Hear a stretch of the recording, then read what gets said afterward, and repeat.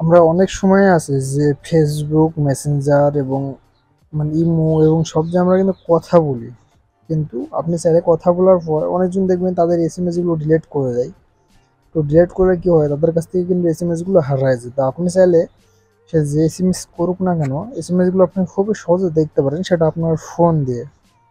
তো এটা দেখবেন কিভাবে, তো ভিডিওটা না টেনে পুরোপুরি দেখতে থাকুন। আপনি যদি আমার চ্যানেল নতুন হয়ে থাকেন অবশ্যই সাবস্ক্রাইবটা করে দিবেন এবং পাঁচটা বেল আইকনটি অল করে দিবেন পরবর্তী ভিডিওর জন্য।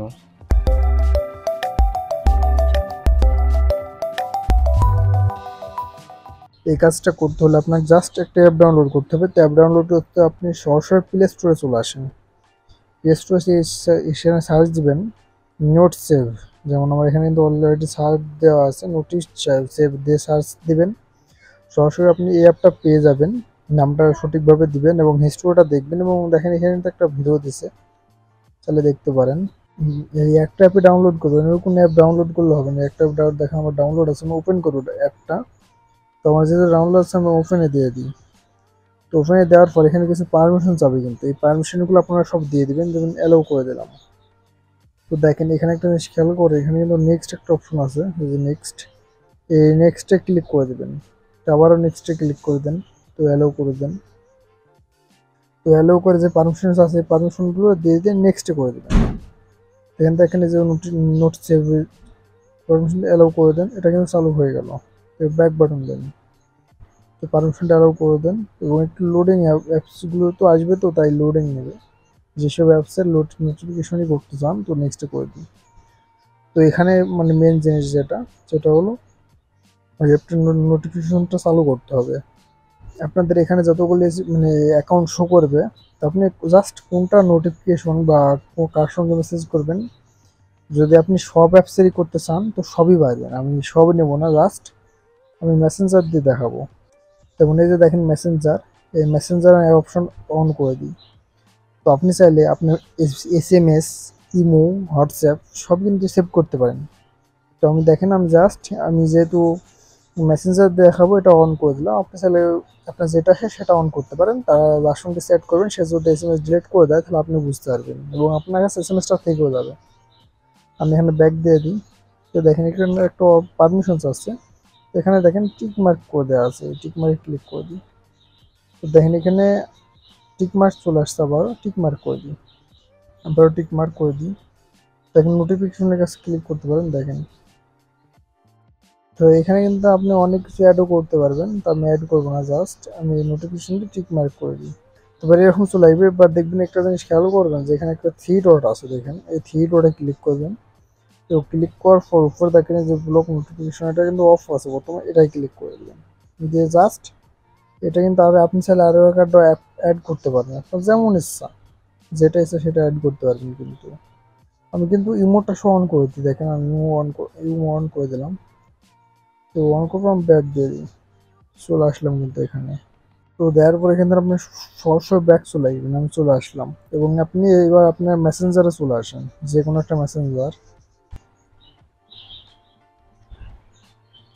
তো দেখেন এবারে কিন্তু আরেকটা ফোন আমি অ্যাড করে ফেললাম। তো এবার আপনাদের সরাসরি দেখাবো কীভাবে করবেন।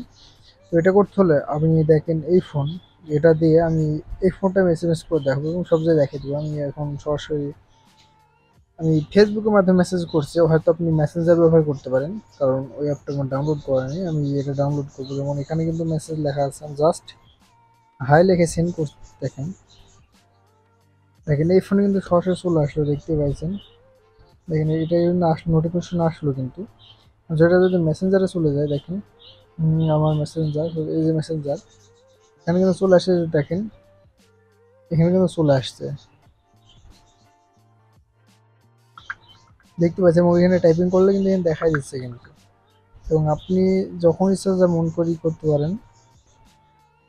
দেখেন এখানে তো সরাসরি চলে আসছে, আপনি যদি হাই লেখেন বা হ্যালো লেখেন সব কিন্তু চলে আসবে। এবং এটাই তিনি যদি টাইপিং করি, যে হাই লিখে দিচ্ছি, দেখেন এখানে এখানে কিন্তু চলে আসছে, এখানে চলে আসছে। তো এবার আসে দেখেন আমার এই কারণ কি নোটিফিকেশন বারের মধ্যে আসে নাকি, আমি সেটা দেখা দিচ্ছি, নোটিফিকেশন চলে আসলাম। তো আসার পর দেখেন এই যে এখানে খেয়াল করেন যে এই যে আরিফুল কিন্তু মেসেজ দিচ্ছিল, এই যে দেখেন এখানে তো মেসেজ কিন্তু চলে আসছে, দেখতে পাইছেন।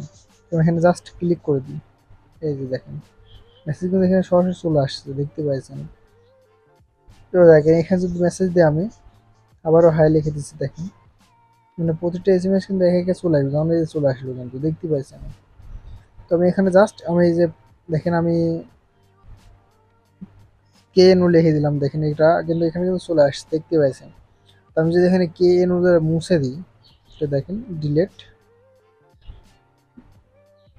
দেখেন আমি কিন্তু ডিলিট করে দিলাম। তো দেখতে পাচ্ছেন এখানে কিন্তু বর্তমানে কিন্তু এটা কিন্তু আছে, দেখতে পাচ্ছেন যে এই মেসেজটা কিন্তু আছে। আমি মেসেঞ্জারে যা দেখি দেখে আছে কিনা, দেখেন আমি সরাসরি মেসেঞ্জারে চলে আসি, মেসেঞ্জারে চলে আসলাম। এই যে দেখেন এটা কিন্তু মুছে গেছে পরে যে মেসেজটা করছিলাম, এবং দেখেন এখানে কিন্তু ওই মেসেজটা এখনো ঠিকই গেছে, এই মেসেজটা কিন্তু এখনো হারায় নাই, দেখতে পাচ্ছেন। তো আমি এখানে দেখেন আরিফুল লিখে দিচ্ছি জাস্ট, আমি এখানে জাস্ট আরএফএল লিখে সেন্ড করলাম কিন্তু, এবং এখানে কিন্তু দেখেন এটা এখানে কিন্তু চলে আসছে, এখানে কিন্তু চলে আসছে, এবং এখানে দেখেন এটা কিন্তু সেন্ডও করা আছে। আমি এটা দেখেন মেসেঞ্জারে যাই, মেসেঞ্জারে দেখেন আমি চলে আসলাম, মেসেঞ্জার আসার পরে কিন্তু দেখেন এটা কিন্তু সিন হয়ে আছে। তো দেখেন এখানে কিন্তু সিন হয়ে আছে, তো থাকলো। আমি এখান থেকে দেখেন এই মেসেজটা আমি ডিলিট করে দেবো, এটা আমি ডিলিট করে দিচ্ছি, দেখেন এটা চেপে ধরি, তো ডিলিট, দেখেন এটা কিন্তু ডিলিট করে দিলাম। এখানে আমার কাছে কিন্তু আনসিন হয়ে গেল, এবং এখানে দেখেন এটা কিন্তু সরাসরি আনসিন হয়ে গেল। এবার কিন্তু দেখেন আমি কিন্তু এই মেসেজটা দেখেন ওখানে কিন্তু ঠিকই পেয়ে যাব, কেটে দিই, তো এখানে নোটিফিকেশন চলে আসে, এই যে দেখেন এটা কিন্তু ঠিকই থেকে গেছে। তবে একটা জিনিস এখানে অসুবিধা কি, সেটা হলো যে কোনো ফটো শো করবেন আপনি, যত পারেন টাইপিংয়ে মেসেজ এটা অন করে রাখতে পারেন, যত পারেন আপনি মন করলে যে ইমো হোয়াটসঅ্যাপ সব কিছু কিন্তু করতে পারেন, কিন্তু একটা সমস্যা সেটা হলো আপনি কোনো ফটো মানে মানে অ্যাড করে রাখতে পারবেন, মানে যেমন একটা ফটো পাঠালেন, ফটো তো আপনার এই ফোনে শো করবে এবং শো করবে না, জাস্ট ফটোগুলো শো করবেন, আপনি যত পারেন টাইপিং করবেন সব কিন্তু শো করবে কিন্তু। তো আশা করি বুঝতে পারছেন, আপনারা তাহলে এভাবে খুব সহজে ব্যবহার করতে পারেন। তো আজকে ভিডিও পর্যন্ত রাখলাম, দেখা হবে পরবর্তী নতুন কোনো ভিডিওতে।